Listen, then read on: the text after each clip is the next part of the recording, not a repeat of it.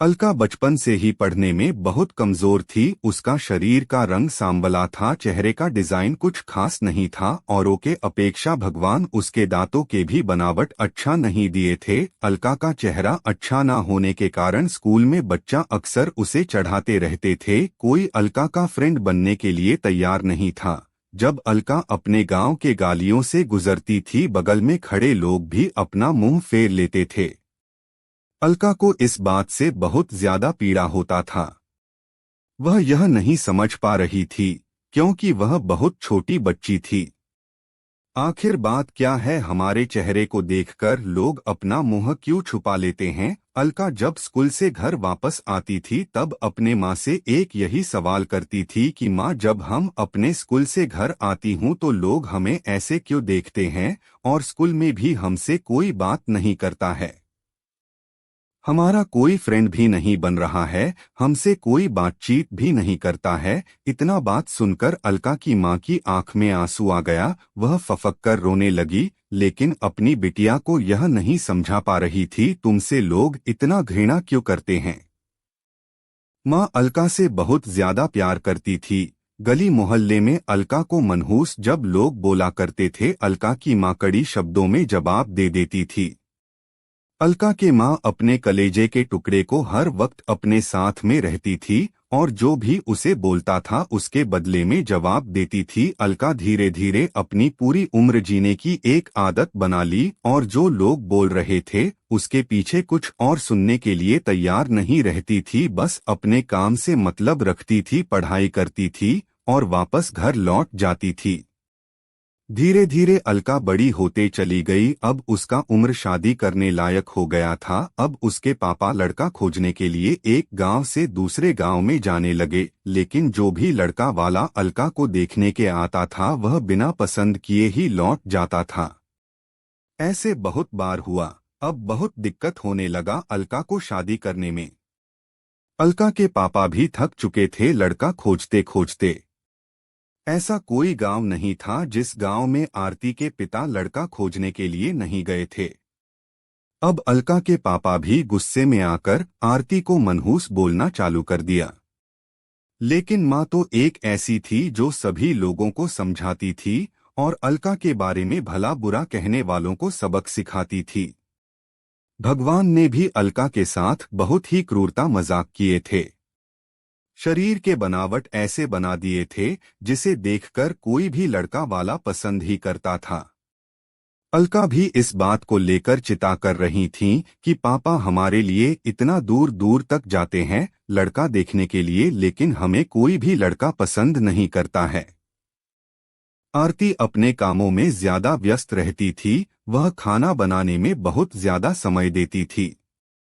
अलका की खाना बनाने में बहुत ज्यादा मजा आता था। अलका ने बहुत सारे खाना बनाने की रेसिपी के बारे में जानकारी हासिल कर ली थी। इसके लिए उन्होंने किताबें, रेडियो, टीवी चैनल पर वीडियो देख ली थी। अलका के द्वारा बनाया गया खाना बहुत स्वादिष्ट और टेस्टी होता था। अलका की तारीफ उसके चेहरे से कोई नहीं करता था, लेकिन उनकी खाना बनाने का जो तरीका था, उनके खाना में जो स्वादिष्ट था उसे हर कोई तारीफ करता था। खाना बनाने में अलका के जितने भी आजू बाजू औरतें थीं, उन सभी औरतें में बहुत ज्यादा फेमस हो गई थी। जिस औरत को लगता था कि आज नया खाना बनाना है और कुछ नया आइडिया इसमें टेस्टी लाना है, तो औरत अलका के पास में आकर जानकारी लेती थी। बहुत सारे औरत यह भी सोचती थी कि अलका के द्वारा बनाए गए खाना को हम सीख लें, लेकिन यह उन सभी के बस की बात नहीं था। अलका के हाथ में ऐसा टाइमिंग जादू था जो अलका के इस कला को कोई सीख नहीं पाया। अलका का जीवन और उसका लाइफ चक्र उतार चढ़ाव में कटता रहता था। माता पिता और रिश्तेदार बहुत कोशिश कर रहे थे कि अलका की कहीं न कहीं शादी हो जाए। बहुत कोशिश के बाद माँ पापा ने एक लड़का वाले को मना लिया था। वे सब अलका को देखने के लिए घर पर आने वाला था। अलका को इस बात की खबर लग जाती है कि हमारी शादी होने वाला है। अलका दुखी हो जाती है और गुस्सा करने लगती है और अलका रोती हुई कहने लगती है कि आप सब इतना सारे लड़के वालों को देखने के लिए बुलाते हो लेकिन कोई हमें पसंद नहीं करता है और जो भी आता है हमारी मजाक बनाकर चला जाता है। आप सबकी बदनामी होती है। गांव समाज का बोलता है कि लड़का वाला देखने आया था और आरती को पसंद नहीं किया।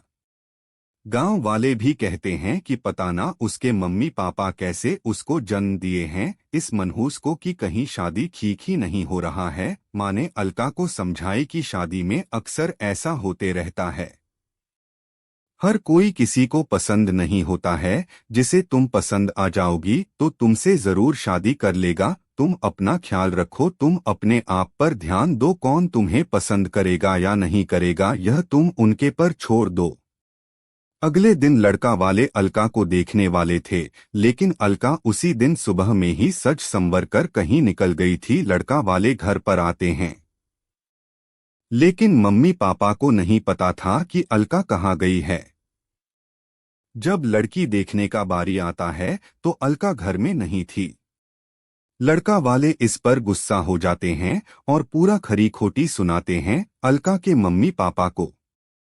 वैसे भी पापा अलका पर बहुत ज्यादा गुस्सा करते थे लेकिन उस दिन की हरकत से अलका के पापा के ऊपर खून सवार हो गया था।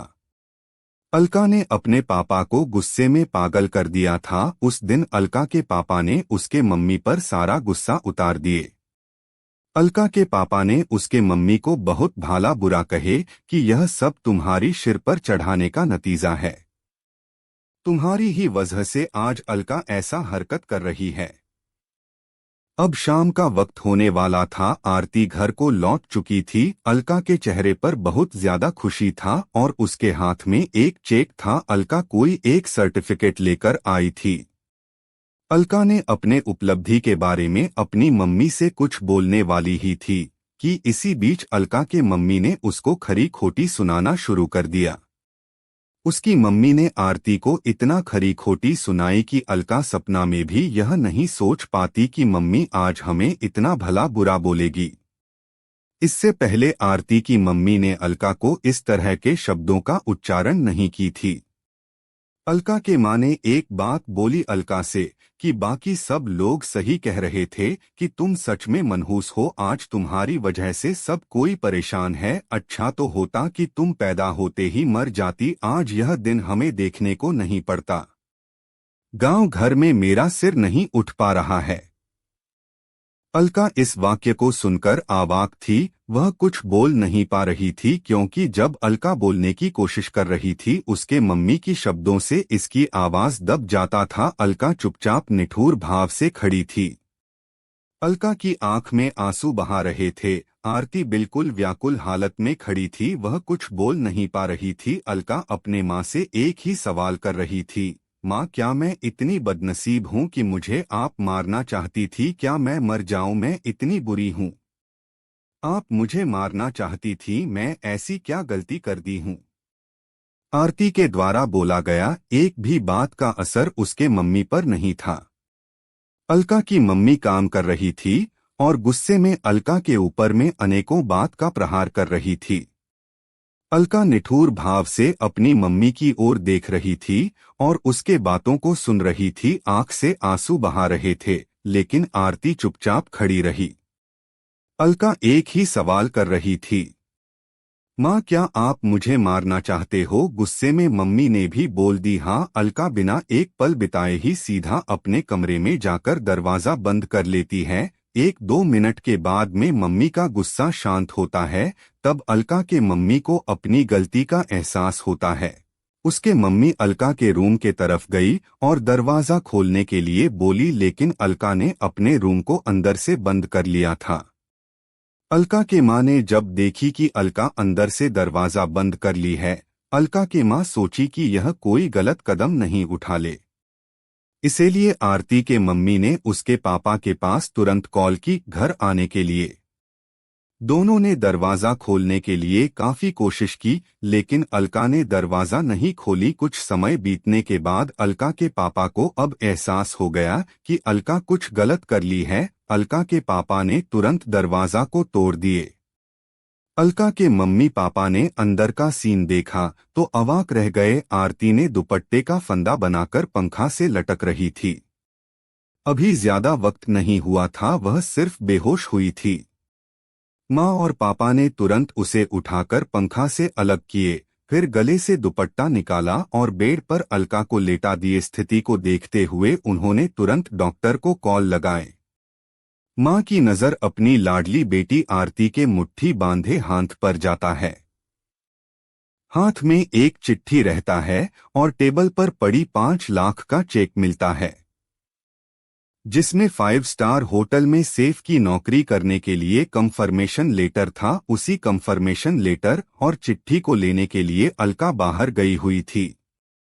कुछ समय के बाद डॉक्टर आते हैं और अलका का इलाज करते हैं। डॉक्टर अलका के चेकअप करने के बाद बोलते हैं कि शुक्र है लड़की बच गई। कुछ सेकंड और देरी होता तो आज यह लड़की हम सभी के बीच नहीं रहती। अलका बेड पर बेहोश अवस्था में पड़ी थी। डॉक्टर ने बोला कि अलका धीरे धीरे कुछ घंटों में ठीक हो जाएगी। मैं दवा लिख दे रहा हूं, जिसे आप मेडिकल स्टोर से मंगा लीजिए। मम्मी और पापा, मैं जानती हूँ कि मैं जन्म से लेकर आज तक कोई ऐसा कार्य नहीं की जिससे आप लोगों का गर्व महसूस हो, लेकिन मैं आपसे बताना चाहता हूँ कि मैं खाना पकाने में नेशनल लेवल कंपटीशन को जीत चुकी हूँ। इसमें मुझे 5 लाख का चेक और प्रथम स्थान मिला है। मेरे द्वारा बनाया गया खाना ऑर्गेनाइजेशन को इतना पसंद आया कि वह मुझे एक बहुत बड़े होटल में बतौर मास्टर शेफ की नौकरी के लिए कंफर्मेशन लेटर भी दे दिया था। पूरी दुनिया मुझे खिलाफ हो, मुझे इस बात का कोई फर्क नहीं पड़ता था और न ही पापा की कड़वी बातें मुझे रुलाती थी। मैं पापा से हर वक्त प्यार करती थी और मम्मी को दिल से चाहती थी। मैं जानती थी कि मम्मी और पापा केवल बाहर से ही सख्त दिखते हैं, लेकिन अंदर से मुझे बहुत ज्यादा प्यार करते हैं। यदि मम्मी और पापा मुझे प्यार नहीं करते तो मेरे लिए बिना कहे हुए कपड़ा, मिठाइयाँ, किताबें नहीं लेकर देते। माँ की ममता और प्यार को कोई क्या बयां कर सकता है। माँ मेरी चाहत और दुनिया थी।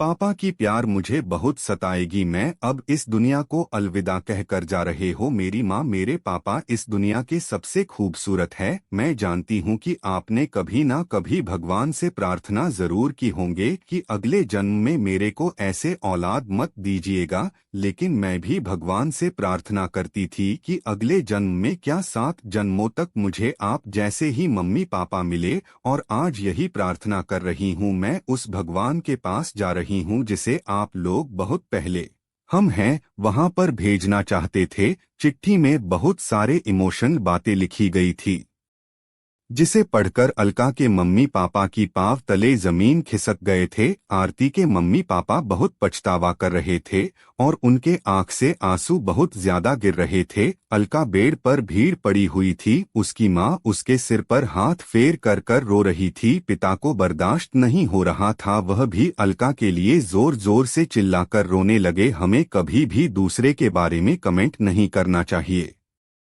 भगवान जो भी उस व्यक्ति को दिए वह कुछ सोच समझकर ही दिए होंगे। दूसरे पर कमेंट करने से पहले खुद को भी देख लेना चाहिए कि हमारे अंदर कितना अवगुण है।